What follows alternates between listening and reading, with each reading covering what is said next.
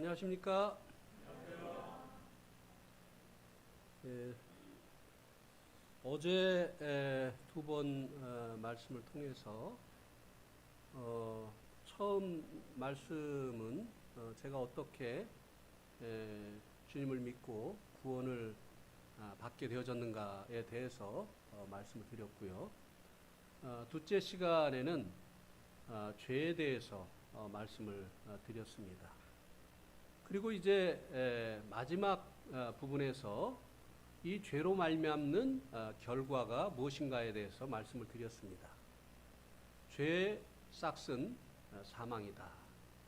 로마서 6장 23절에서 죄의 결과가 죽음이라고 말씀을 해주고 있습니다. 제가 어제는 요거를 안 가지고 와서 설명을 자세히 못 드렸습니다만 죽음이 소멸이 아니라 없어지는 것이 아니라 끝나는 것이 아니라 분리라고 말씀을 드렸습니다. 자, 요 지금 핸드폰이 옛날에 제가 쓰던 핸드폰인데요. 살아있죠? 예, 뒤에도 보이십니까? 예, 살아있습니다. 요거는 제가 죽이겠습니다. 예. 요 살아있는 핸드폰을 옛날 거는 이렇게 이제 그 배터리를 분리를 할 수가 있습니다. 아직 살아 있습니다. 제가 이제 죽이겠습니다. 어떻게 됐습니까? 죽었죠. 예. 이 죽음이 무엇입니까? 이 핸드폰 기계에 생명이 되는 이 배터리와 분리가 되어진 것입니다. 그래서 이 죽음은 하나님과의 분리라고 말씀을 드렸습니다. 그래서 육신은 살아있지만 하나님 없이 이 죄로 인해서 하나님 없이 살아가는 사람들을 영적으로 죽었다라고 말씀해 주고 있는 것입니다. 이것이 죄의 결과입니다. 작동하지 않아요. 예. 하나님과 분리되어진 사람들은 선을 행하기를 원하지만 선을 행할 수가 없다고 하는 것입니다. 마음에 원하는 바 선을 행하지 아니하고 오히려 원치 아니하는 바 악을 행하게 되어진다고 하는 것입니다. 이 핸드폰에 생명이 되어지는 이것이 작동할 수 있게 해주는 이 배터리와 분리되어졌기 때문에 이 핸드폰이 작동할 수 없는 것처럼 사람의 생명이 되어지는 하나님과 죄로 인해서 하나님과 분리되어진 사람들은 하나님의 뜻대로 살고 싶어도 사라지지 않는다고 하는 것입니다. 후회하고 또 결심한 것을 지키기 위해서 노력하지만 오히려 그 반대로 사라지는 자신의 인생 때문에 이제 자신에 대해서 실망하고 바로잡아 보려고 노력을 하지만 굽어진 강아지의 꼬리가 대나무 속에 집어넣고 12년 동안 바로잡으려고 노력을 해도 대나무를 빼고 나면 다시 굽어지는 것처럼 사람의 이 노력은 헛될 뿐이라고 하는 것입니다. 이거를 살려볼까요? 예. 죽은 요놈을 살려보겠습니다. 예.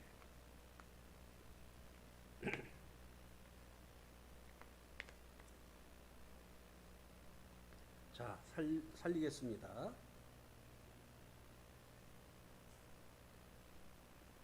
자, 살아납니다. 자, 이 죽음이 분리라고 한다면 생명은 무엇입니까? 연합입니다. 분리됐던 이 배터리와 합해지니까 살아나는 거예요. 예. 그죠? 그래서 이 성경이 말하는 죽음은 분리이고 성경이 말하는 생명, 이것은 바로 연합이라고 하는 것입니다. 죄로 인해서 하나님과 분리됐던 이 사람들이 죄의 문제를 해결을 받고 하나님과 다시 이제 합쳐지는 것, 하나님과 연합되어지는 것, 이것을 보고 이제 생명을 얻었다, 구원을 얻었다라고 말해주고 있는 것입니다. 이거는 이제 다음 시간에 자세히 말씀을 드리도록 하겠습니다. 그리고 이제 죄로 인한 또 한 가지의 그 결과가 우리의 인생이 고장나게 되어진 것이라고 말씀을 드렸습니다. 그래서 어제 이 죄가 우리의 인생을 고장나게 했다고 말씀을 드렸습니다. 죄가 하나님의 그 명령, 계획, 질서로부터 우리의 인생을 아웃되게 하였다고 하는 것입니다.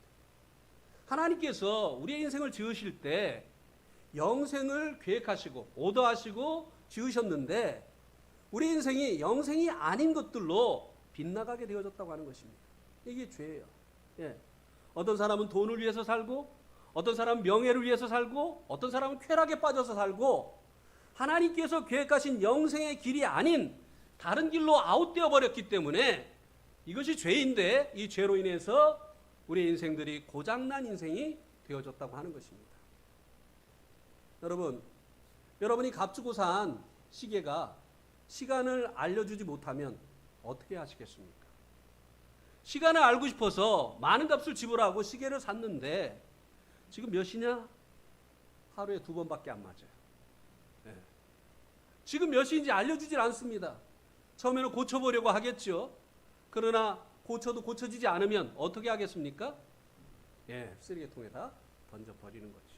고장난 인생들이 갈 곳은 지옥입니다. 죄로 인해서 하나님의 그 목적으로부터 벗어나서 일평생을 사는 이 같은 사람들이 갈 곳은 바로 영적인 쓰레기통, 지옥으로 던져지게 되어진다고 하는 것입니다. 그러면 오늘 이 시간에는 이 죄에 대한 해결책이 무엇이냐라고 하는 것입니다. 우리 한번 마태복음 4장 17절 말씀을 보시겠습니다.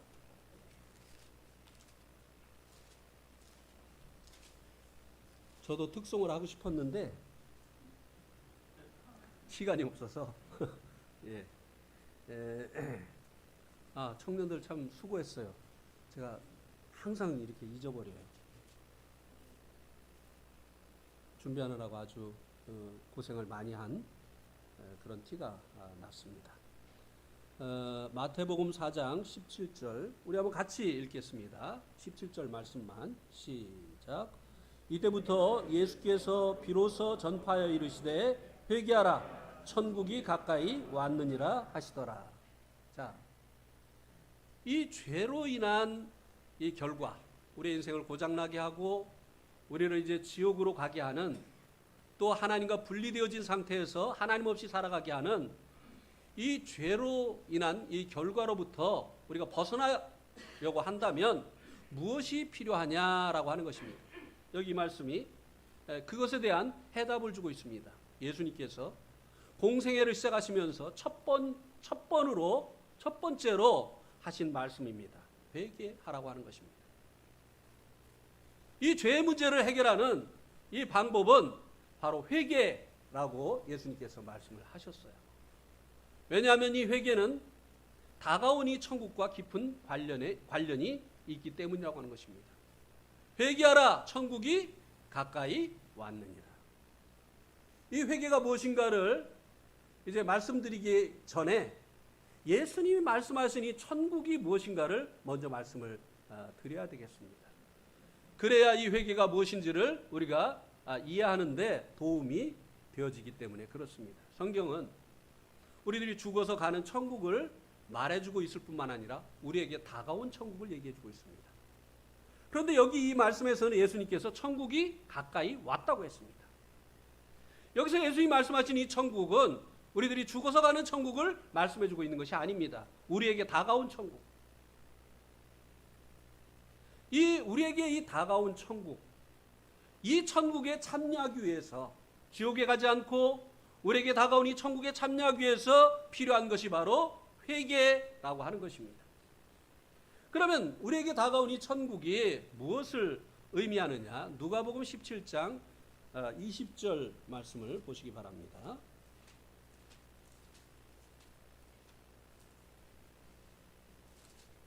누가복음 17장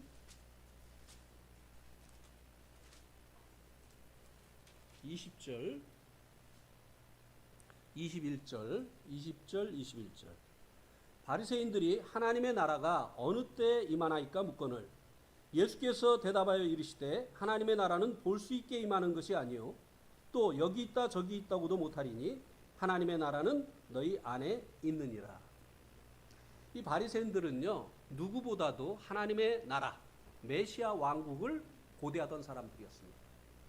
그래서 이 하나님의 왕국을 이룰 메시아 같은 그런 인물이 등장할 때마다 이분이 아닌가, 이분을 통해서 메시아 왕국이 세워지는 것이 아닌가라고 하는 기대를 가졌습니다. 그래서 예수님을 보니까 이분 같은 생각이 들었어요. 놀라운 일들을 많이 행하시거든요. 그래서 예수님께서 이 지상에 하나님의 그 왕국을 세우실 이 메시아가 아닌가 기대를 하고 있는데 도대체 메시아 왕국을 세울 조짐이 보이질 않는 거예요. 여러 가지 그 기적들을 행하시는 것을 통해서 이분이 우리들이 기다려온 그 메시아라고 하는 그런 이제 표적들을 많이 보여주는데 도통 메시아 왕국을 세울 그런 조짐을 보여주지 않는 것입니다. 그래서 답답했어요. 그래서 찾아와서 직접 물어본 겁니다. 바리새인들이 하나님의 나라가 어느 때 임하나이까 물었어요. 당신이 메시아라면 하나님께서 약속하신 이 지상에 그 메시아 왕국을 이룰 그 메시아라고 한다면 당신이 언제 이 하나님의 나라를 이루실 것입니까? 라고 물어봤어요. 그것에 대해서 예수님께서 하나님의 나라는 볼 수 있게 임하는 것이 아니다. 볼 수 있게 임하는 것이 아니다. 비가시적인 나라라고 하는 것입니다. 우리에게 다가온 이 메시아 왕국은 이제 이스라엘 나라도 아니고 대한민국도 아니고 뭐 옛날에 어떤 서울시장을 하셨던 분이 서울을 주님께 바칩니다 그렇게 했는데 아니에요.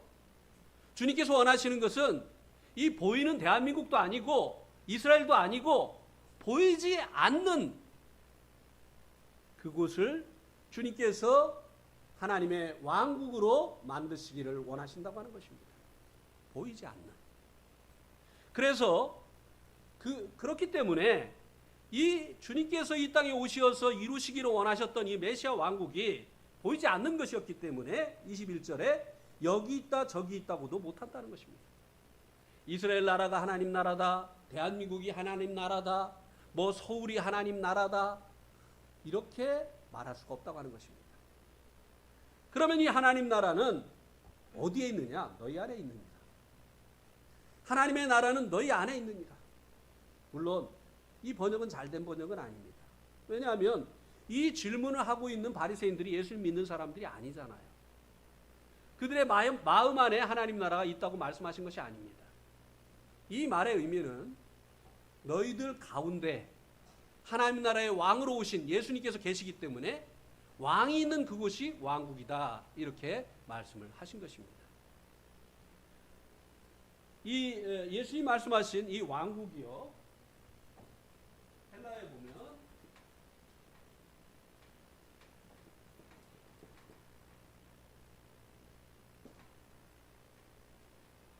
한번 따라해 보세요. 바실레이아. 예, 이 왕국, 예수님이 말씀하신 이 천국, 이것은 왕국을 이야기합니다. 그런데 이제 영어에 보면 이제 나라라고 하는 그런 단어가 많이 있죠.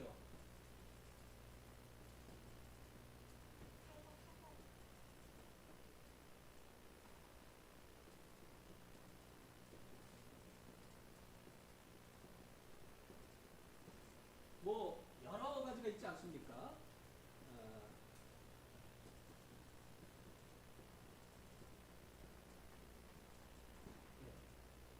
country, nation, state, kingdom.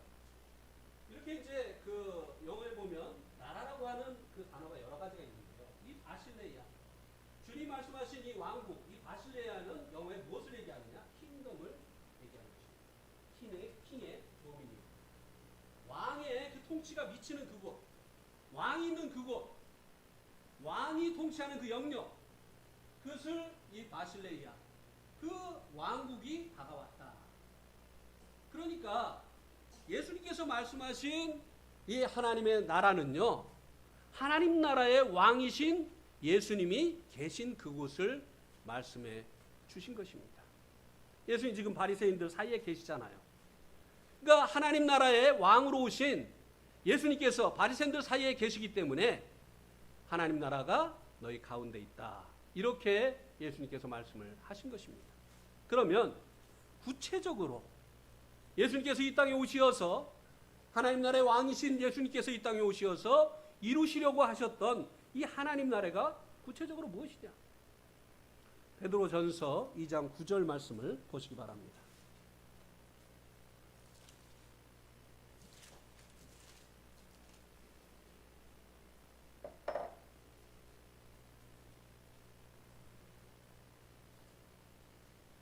찬양을 많이 했더니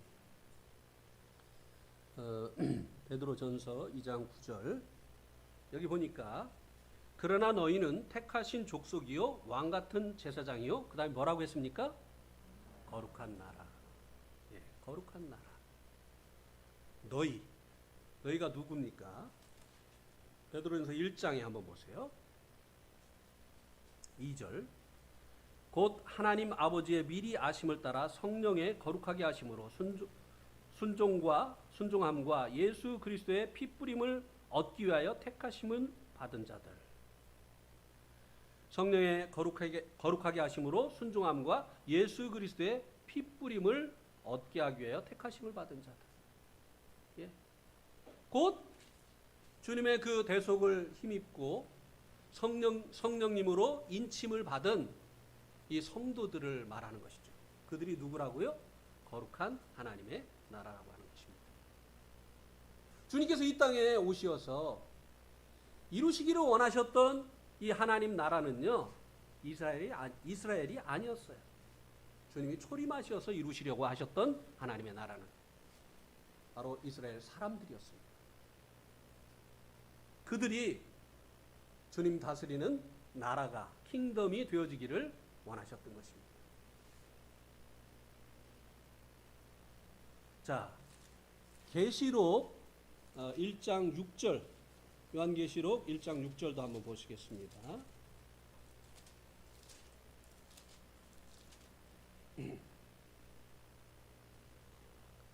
계시록 1장 6절에 보니까 그의 아버지 하나님을 위하여 우리를 무엇과 무엇으로 삼으셨다고요?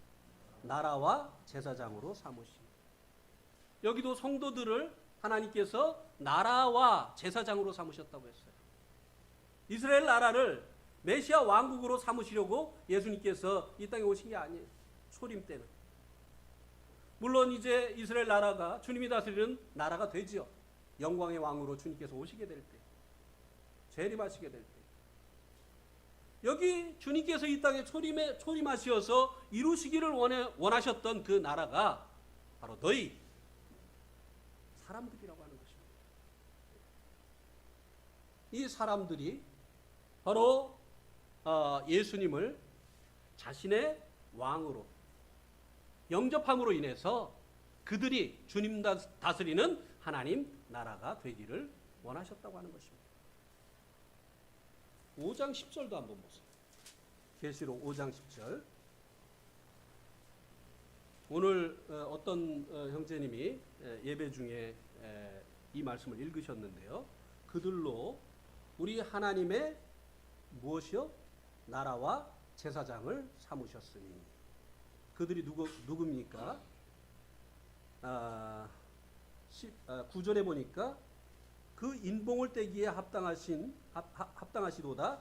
일찍 죽임을 당하신 각 족속과 당하사 각 족속과 방언과 백성과 나라 가운데서 사람들을 피로 사서 하나님께 드리고 그들로 예수 그리스도의 그 피로 말미암아 하나님께 사신받아야지. 이 피로 값주고 사신받아야진 이 성도들이 바로 그분의 나라다라고 여기 이 말씀에서도 말씀해 주고 있습니다. 그런데요, 이스라엘 백성들이 예수님이 예루살렘에 입성을 하실 때 대대적으로 예수님을 환영을 했습니다. 그러면서 그들이 외친 말이 무엇입니까? 다윗의 후손으로 오시는 이여, 메시아라는 얘기예요. 메시아는 이제 아브라함의 후손으로 또 다윗의 후손으로 오신다고 성경이 예언해주고 있기 때문에 다윗의 후손으로 오시는 이 선포는 당신이 메시아이십니다 라고 하는 그 선포였습니다. 그리고 이스라엘의 왕이요. 그들이 이제 예수님을 이스라엘의 왕이라고 선포를 했어요. 이것은 대단히 위험한 발언이었습니다. 왜요? 지금 로마라고 하는 그 시대 패권 국가가 세운 헤롯이라고 하는 왕이 왕자에 앉아 있잖아요. 현 왕이 있는데 다른 사람을 왕이라고 선포하면 이건 뭡니까? 반역죄예요. 우리나라는 이 반역죄를 과거에 3족을 멸했습니다. 지금 현 왕이 있는데 이스라엘 백성들이 예수님을 이스라엘의 왕이라고 선포를 했어요. 그만큼 예수님에 대한 기대가 컸던 것이죠. 그런데 예수님이 그것에 대해서 반응하셨습니까? 아니요. 반응 안 하셨어요. 만일 예수님께서 이 땅에 이스라엘을 이제 접수하시고 그 이스라엘을 이제 자신의 나라로 만드시기 위해서 오셨다고 한다면 왜 이스라엘 백성들이 이제 다윗의 후손이요 그리고 이스라엘의 왕이라고 선포를 할 때 그것에 부응하시지 않으셨겠느냐고 하는 것이에요. 예수님께서 이 땅에 초림하시어서 이루시기를 원하셨던 하나님의 나라는 이스라엘 백성이 이스라엘 나라가 아니라 이스라엘 사람들이었다고 하는 것입니다.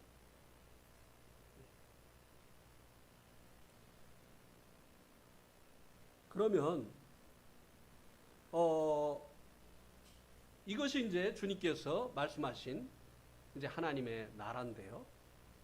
이 하나님의 그 나라를 위해서 필요한 것이 회개라고 말씀을 드렸습니다. 우리가 하나님의 나라가 되기 위해서 필요한 것이 회개입니다. 그러면 이제 이 회개가 무엇인가를 말씀을 드리겠습니다. 예. 이게 복음 집회를요 한 일주일 동안 해야 돼요. 제가 많은 것을 생략하고 지나가는 겁니다. 어제도 뭐 시간을 보니까 준비한 거 다 할 수가 없어요. 아쉬워요. 복음 집회를 할 때마다.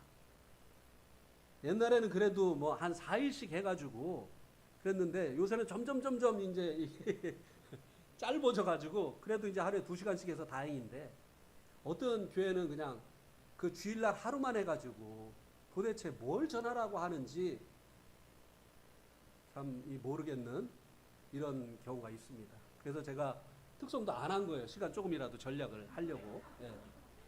근데 사실 이런 말도 할 지금 겨를이 없어요. 사실은. 이 회개라고 하셨는데요.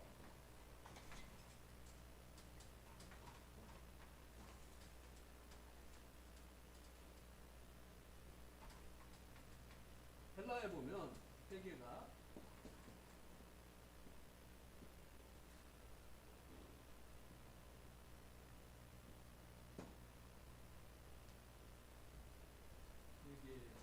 회개하다고 메타노이아 한번 따라해 보세요. 메타노이아 이게 뭐냐면요.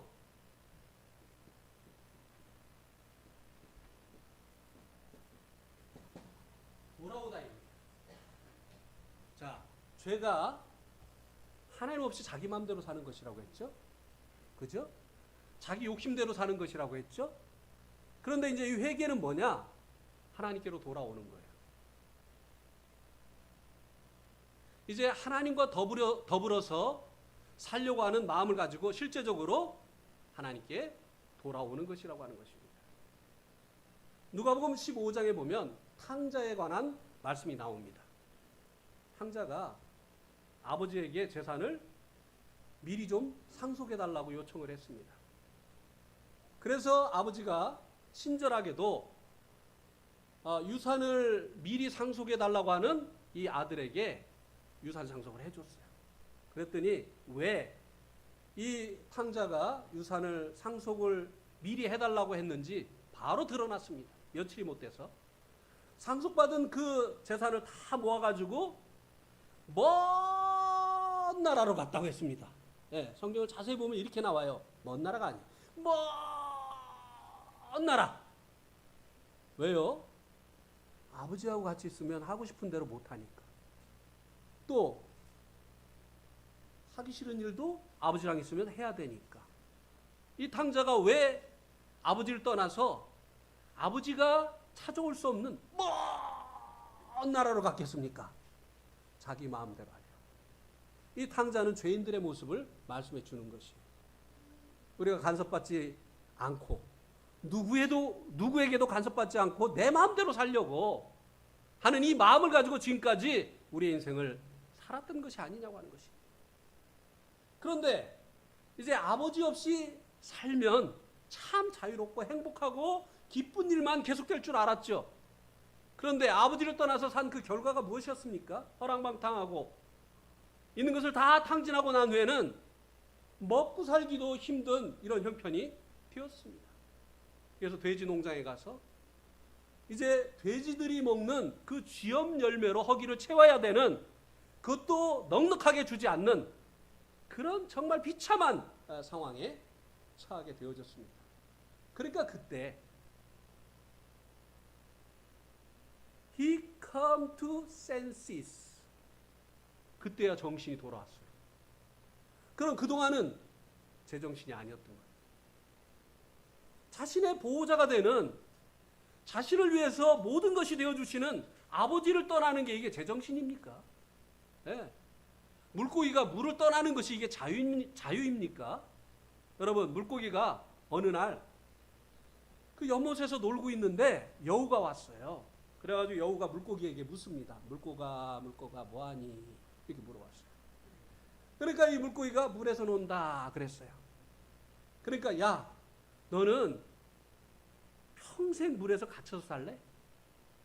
이 연못은 너의 감옥이야. 물 밖으로 나오는 자유를 한번 얻어보지 않을래? 이렇게 했어요. 한 번도 못 들어본 얘기를 하는 거예요. 가만히 생각해 보니까 진짜 자기는 여기에서만 살았거든요.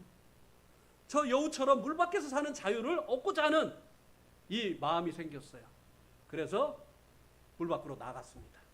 그리고 자유하려고 하는데 물 안에 있을 때 없었던 현상이 일어납니다.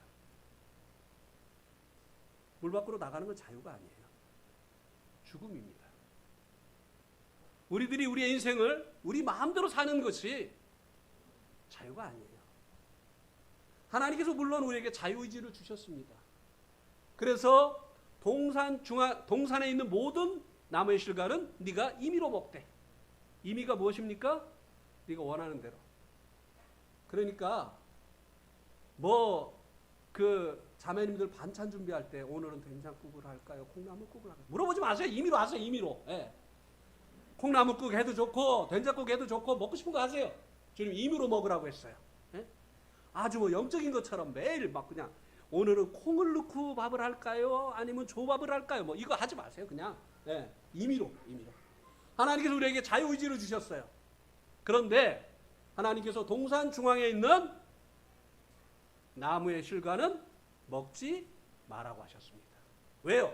먹는 날에는 정령 죽게 되기 때문에. 그래서 하나님께서 우리에게 자유를 주신 게 아니라 자유의지를 주셨어요. 그죠? 우리는 로봇가 아닙니다. 로봇이 아니에요. 우리는 로봇은 입력된 대로밖에 할 수밖에 없잖아요. 그런데 우리는 하나님이 자유의지를 주셨기 때문에 하나님의 말씀에 순종할 수도 있고 우리 마음대로 할 수도 있어요.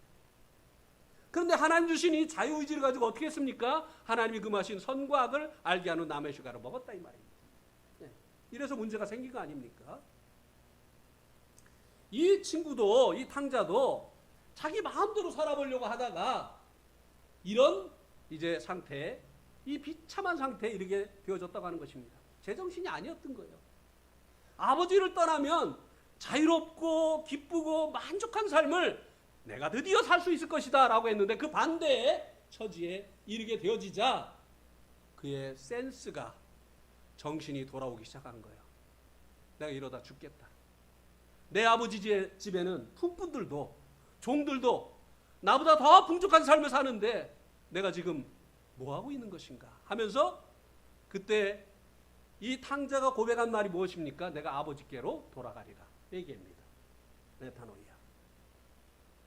떠나왔던 아버지께로 돌아가는 거, 하나님 없이 살려고 하는 마음을 버리는 거, 내 인생이 내 거라고 주장하는 거 버리는 거, 그냥 내버려 두세요. 내 인생은 내 겁니다. 이런 주장 버리고 하나님 저는 피조물입니다. 하나님이 저를 지으셨습니다. 하나님이 저에 대한 계획을 가지고 저를 지으셨습니다. 하나님, 제가 하나님의 계획 속으로 돌아가기를 원합니다.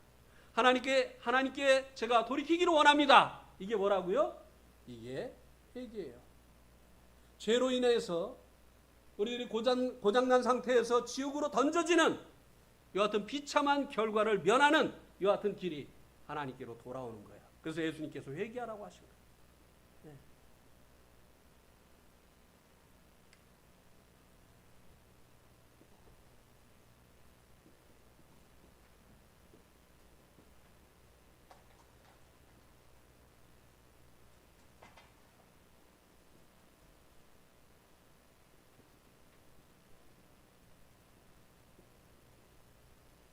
또 따라해 보세요. 에피스트레포. 이것은 데살로니가 전서 1장 9절에 나오는데 이것도 회개입니다. 한번 데살로니가 전서 1장 9절 말씀을 한번 보시기 바랍니다.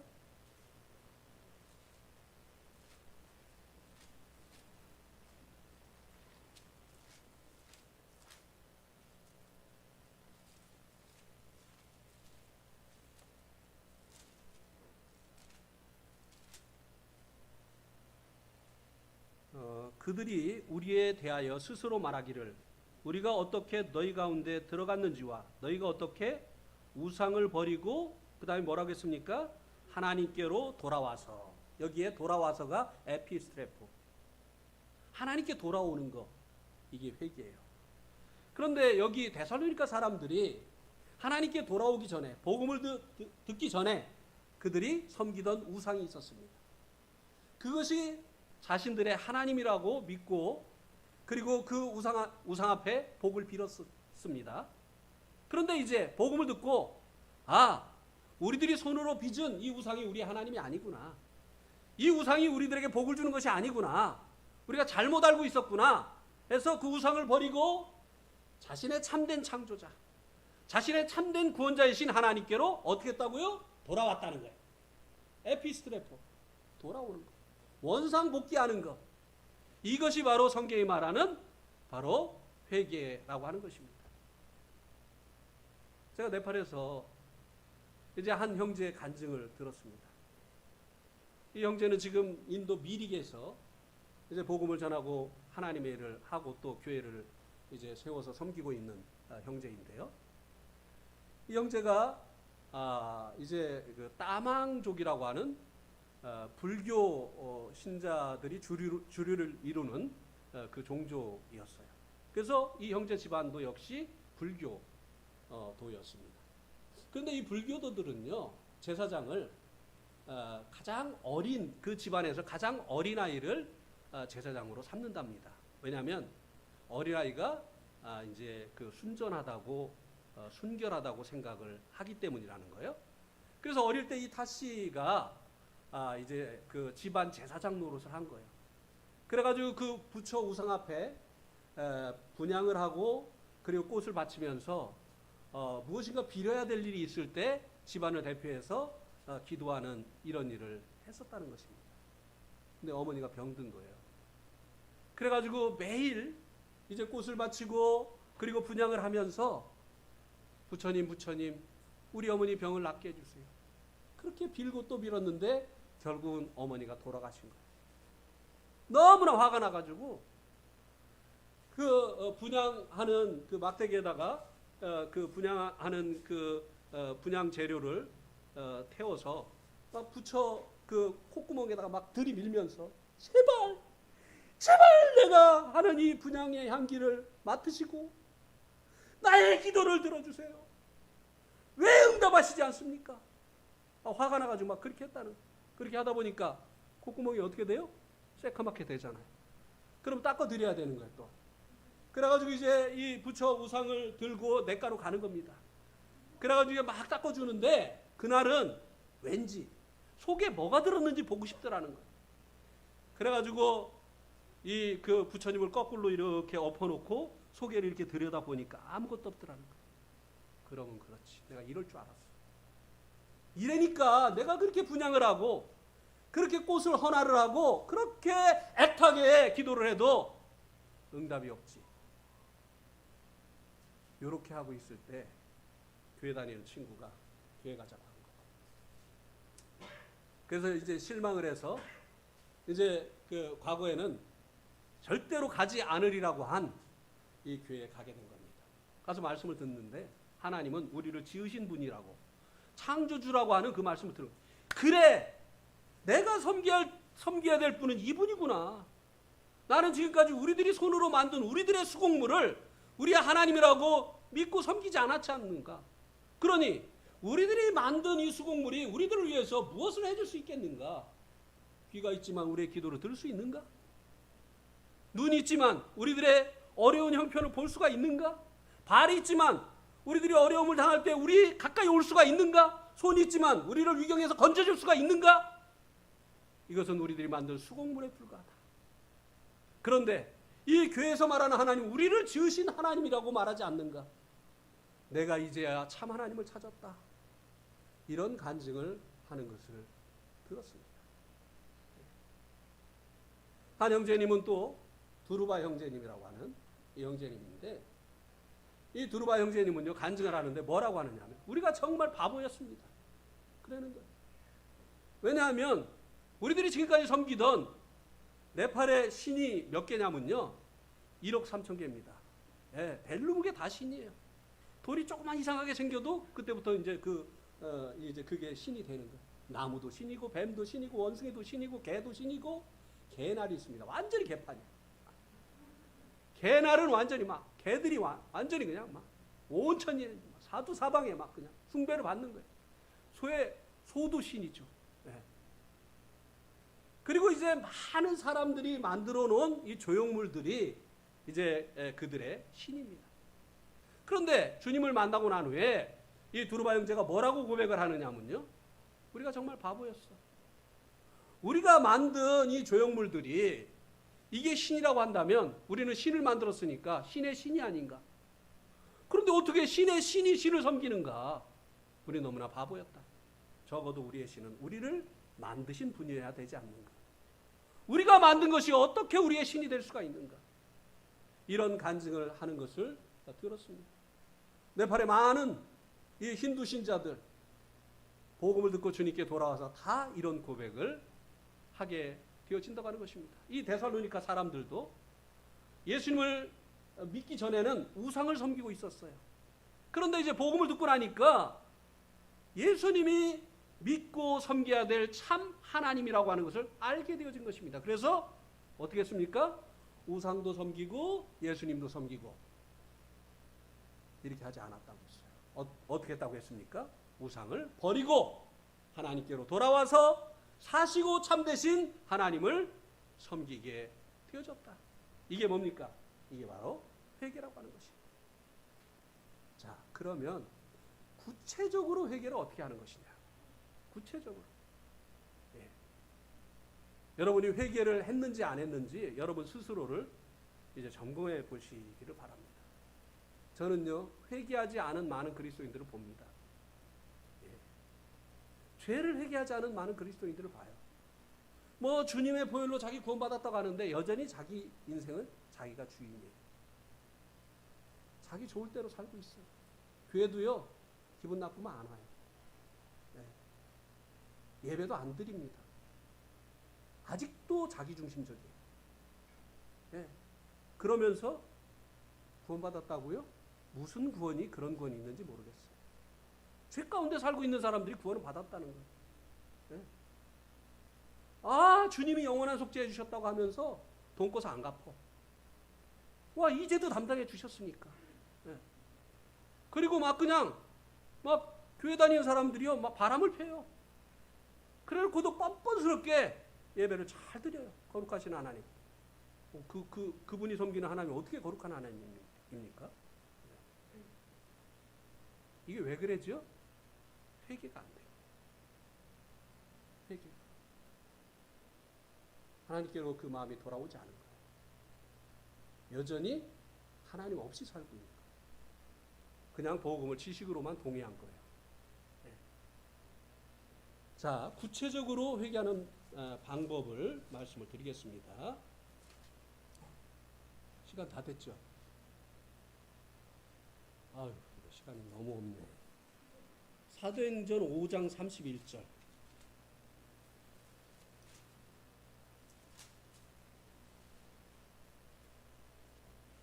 여기까지는 말씀을 드려야 돼요. 사도행전 5장 31절. 같이 한번 또 읽겠습니다. 시작. 이스라엘에게 회개함과 죄사함을 주시려고 그를 오른손으로 높이사 임금과 구주로 삼으셨느니라. 자, 여기 이스라엘, 우리들을 대표한 이 이스라엘, 그러니까 우리도 포함이 되는 거예요. 이스라엘에 관한 말씀만이 아닙니다. 이스라엘에게 회개함과 죄사함을 주시려고 예수님을 죽은 자 가운데서 하나님께서 다시 살아나게 하시어서 높이셔서 임금과 뭐가 되게 하셨다고요? 구주가 되게 하셨다고 했어요. 자, 죄사함,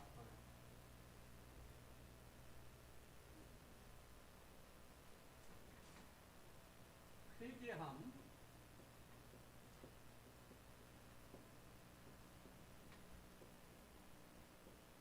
그 다음에는 죄사함이라고 했죠. 죄사함을 주시려고 예수님을 임금과 뭐가 되게 하셨다고요? 구주가 되게 하셨다고 했습니다. 자, 그러면 여러분이 한번 이거를 맞춰보시기 바랍니다. 임금은 회개와 관련이 있습니까? 죄사함과 관련이 있습니까? 네? 죄사함? 그럼 구주는? 구주는 뭐와 관련이 있어요? 그래요? 어떻게 해서 예수님이 구주가 되셨죠? 어떻게 해서 구주가 되셨죠? 예수님이 이 땅에 오시기 전에는 구주가 아니셨어요. 그죠? 그분은 천지를 창조하신 하나님이셨어요. 그런데 그분이 사람이 되셔서 이 땅에 오셨어요. 이 땅에 사람이 되신 목적이 무엇이죠? 우리 죄를 대속하시기 위해서. 그죠? 그래서 구주가 되셨잖아요. 예수님이 구주가 되셨기 때문에 우리가 무엇을 받습니까? 그러니까 구주는 무엇과 관련이 있죠? 그럼 임금은요? 회개. 그 회개가 뭐냐? 내 인생 내 거 아닙니다. 나는 지금까지 내 인생이 내 건 줄 알고 내 마음대로 살았는데, 내 좋을 대로 살았는데 내 인생이 예수님 거군요. 하나님 거군요. 이제 내 인생은 예수님 겁니다. 내 생에 대한 권리는 이제 나에게 없습니다. 예수님이 나의 임금입니다. 예수님이 나의 주인이십니다. 이 임금이라고 하는 말을 과거에는 주군이라고 했죠. 그죠? 이 주군이라는 말은요, 주인의 높임말입니다. 그죠? 네. 그래서 이 아직도 이제 임금이 있는 나라들이 많이 있잖아요. 네팔도 과거에 임금이 있었어요. 왕이 있었어요. 그래서 네팔을 이제 명칭할 때 로열 네팔 이렇게 이제 명칭을 했습니다. 로열이 뭐냐면 왕의. 그래서 네팔의 모든 뭐 기업들 이런 것들이 다 로열이에요. 로열 에어라인, 뭐 로열 일렉트리시티 컴퍼니, 뭐 이렇게 다 그냥 국영 기업은 다 로열이에요. 로열. 네. 왕의. 그러니까 왕이라고 하는 것은 뭐냐면요, 그에게 모든 권리가 있다라고 하는 것입니다. 예수님을 우리의 임금으로 받아들인다고 하는 것이 무엇이냐? 예수님, 이제 내 인생의 권리는 당신에게 있습니다. 나는 이제부터 당신의 뜻을 묻겠습니다. 사도 바울이요, 담에색 도상에서 빛 가운데서 예수님을 만나고 난 후에 처음으로 고백한 말이 무엇입니까? 주님, 내가 이제 이방 땅에 가지고 복음 전하겠습니다. 주님 도와주세요. 이렇게 했습니까? 아니에요. 주여, 내가 무엇을 하리이까? 변화됐어요. 예. 회개가 일어난 것입니다. 이제는 주님의 뜻을 쫓기를 원하는 것이에요. 주여, 내가 무엇을 하리이까? 그런데 구원받았다고 하는 사람이 뭐 어떤 일을 할 때 기도하지 않아요. 기도 제목을 내려놓지 않습니다.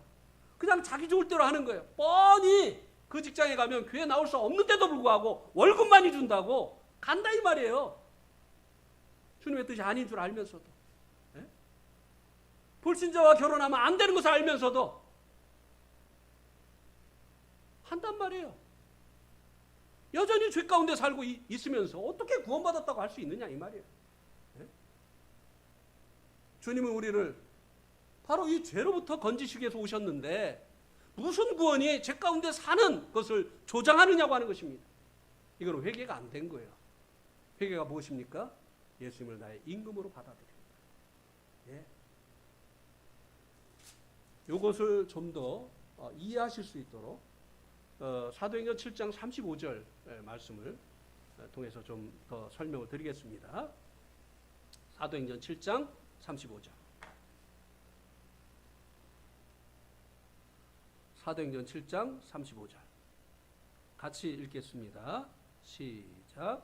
그들의 말이 누가 너를 관리와 재판장으로 세웠느냐 하며 거절하던 그 모세를 하나님은 가시떨기 가운데서 보이던 천사의 손으로 관리와 속량하는 자로서 보내셨으니.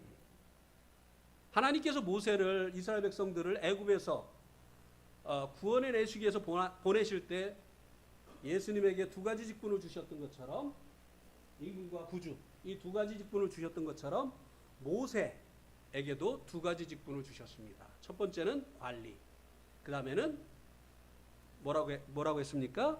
속량자, 속량하는 자. 예. 여기 이제 관리라는 말은요, 영어 성경에 보면 뭐라고 되어 있느냐면 룰러라고 되어 있습니다. 룰러가 뭐죠? 통치자, 임금. 예. 하나님께서 이 모세를 이스라엘 백성들을 애굽에서 건져내기 위해서 보내실 때 두 가지의 직책을 주셨어요. 하나는 룰러, 하나는 리디머.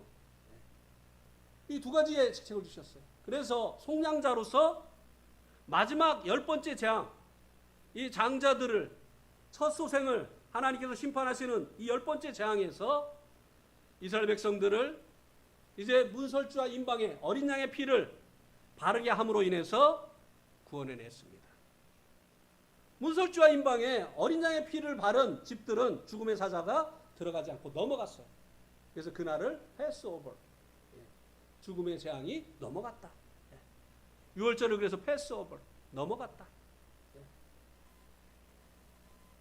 이렇게 이 모세는 속량자로서 이제 어린 양의 그 피로 이스라엘 백성들을 그 죽음의 재앙으로부터 구원받을 수 있도록 했습니다. 왜? 하나님께서 그를 속량자로 보내셨기 때문에.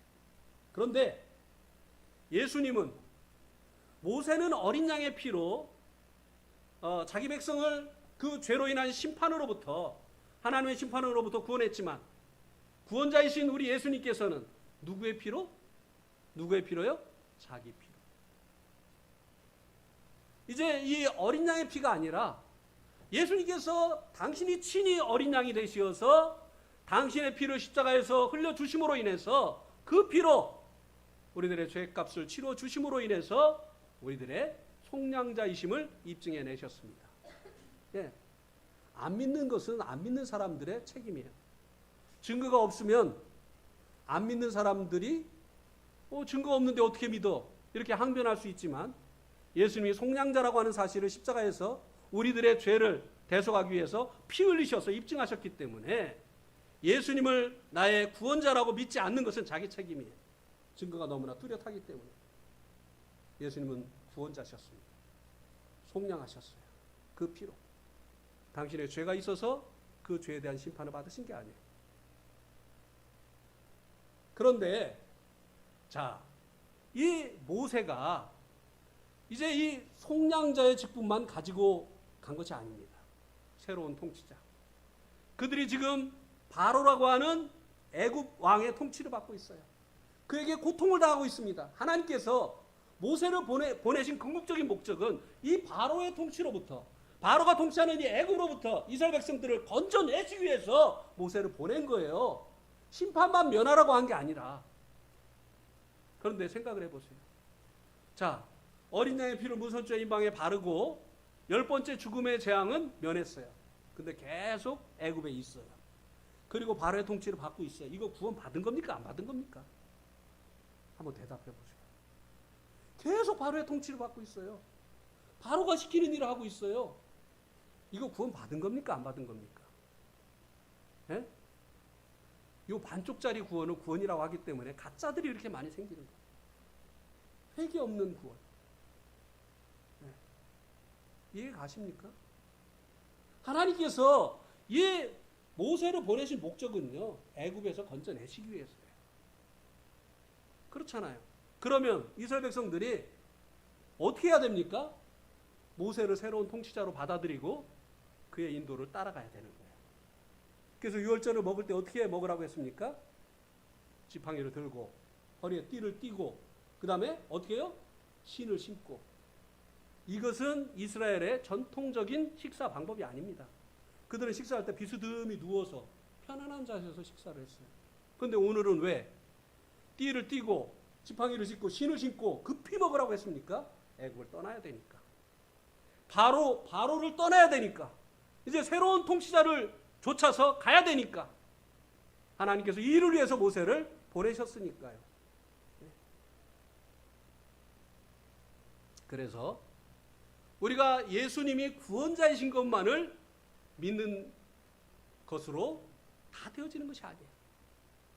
예수님이 나의 임금이시다. 예수님이 나의 주인이시다. 라고 하는 것을 믿는 것. 이게 참된 회개예요. 그리고 우리의 생애의 권리를 그분에게 내어드리게 될 때 그분이 우리 안에 영으로 찾아오시어서 우리들의 마음을 변화시키시고 이제 하나님의 뜻대로 살려고 할 때 밀어주시고 끌어주시고 힘주시어서 새로운 삶을 살 수 있도록 해주시는 것입니다.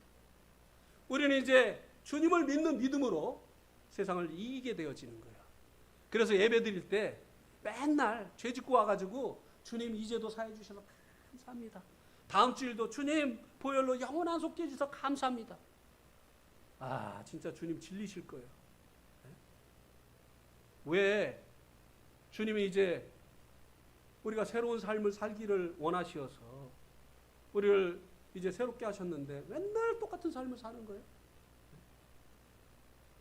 죄와 사망의 법에서 생명의 성령의 법으로 해방되기를 원하시어서 바로의 통치로부터 우리가 해방되기를 원하시어서 우리 주님을 임금이 되게 하셨잖아요.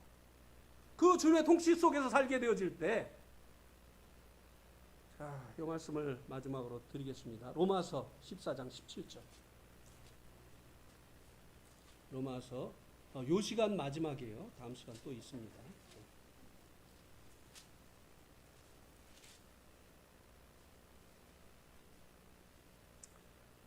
로마서 14장 17절. 같이 또 읽겠습니다. 시작. 하나님의 나라는 먹는 것과 마시는 것이 아니요 오직 성령 안에 있는 의와 평강과 희락이라. 여기 이제 우리 안에 이루어진 하나님 나라가 어떤 나라인가를 말씀해 주고 있습니다. 하나님의 나라는 먹는 것과 마시는 것이 아니다. 하나님 나라의 법은 율법이 아니라는 것입니다. 굽이 안 갈라진 것은 먹으면 안 되고 그리고 비늘이 없는 것은 먹으면 안 되고 먹는 것과 마시는 것에 있지 않다고 하는 이 말씀의 의미가 그것입니다. 그럼 뭐냐? 성령 안에서. 하나님의 나라는요, 하나님 나라의 법은요, 성령님이에요. 우리는 성령님의 인도하심을 따라서 살아야 될 하나님 나라라고 하는 것입니다. 하나님의 나라의 법은요, 돌비에 새겨진 율법이 아니라 하나님 나라의 법은 우리의 신비에 새겨진 성령의 법이에요. 성령님 우리 안에 오셔서 하나님의 뜻을 말씀해 주십니다. 우리가 하나님의 뜻이 아닌 길을 가려고 할 때 탄식하십니다. 우리 마음 가운데서 이제 평강을 깨트리십니다. 그때 멈춰야 되는 것이에요. 그리고 이제 우리가 생각할 때 이것은 우리에게 이익이 없어. 이렇게 하면 내가 손해보게 돼. 그래도 주님께서 말씀하시면 우리가 가야 되는 것이에요. 이렇게 하는 것이 이제 우리가 하나님 나라가 되어서 하나님의 통치를 받는 이 삶을 살아가게 되어지는 것입니다. 그렇게 하게 되어질 때 우리 그리스도인들의 의가 뭐냐? 성령님으로 사는 게 의예요. 예. 우리 육신으로 행하는 것은 다 불이에요. 우리의 이 본성대로 행하는 거, 그러니까요, 하나님의 일로 가장되어진 자기의 일이 많이 있어요. 무슨 얘기냐면요, 예배 드릴 때 사실은 자기 성경 지식을 자랑하려고, 또 그것을 통해서 교회에서 자기 입지를 다지려고 하는 경우가 있습니다. 네? 이거 하나님은 아셔요. 요거 육입니다. 네. 그죠? 정말 주님께서 나에게 주신 그 마음을 가지고 주님 앞에 하는 거, 이게 의예요. 이게 의. 그래서 양파 껍질을 까보듯 계속 까보면 거기에 성령님으로 말미암은 것이 아니라 내가 있어요. 왜 그렇게 교회들이 싸울까요? 주도권 다툼, 헤게모니 싸움. 내가 1인자 되려고. 그러니까 연합이 안 되는 거예요. 연합이. 성령의 하나 되게 하신 것을 힘써 지키라고 했잖아요.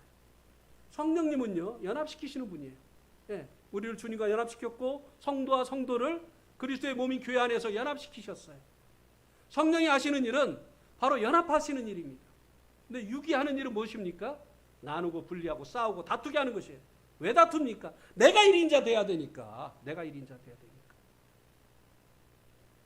그것을 위해서 이제 간증도 하고 뭐 이렇게 하지만 그거 다 자기를 세우기 위한 것은 이거 다 의가 아니에요. 성령으로 말미암은 것이 의라고 하는 것입니다. 그 다음에 성령으로 하게 되어질 때 어떻게 된다고요? 평강.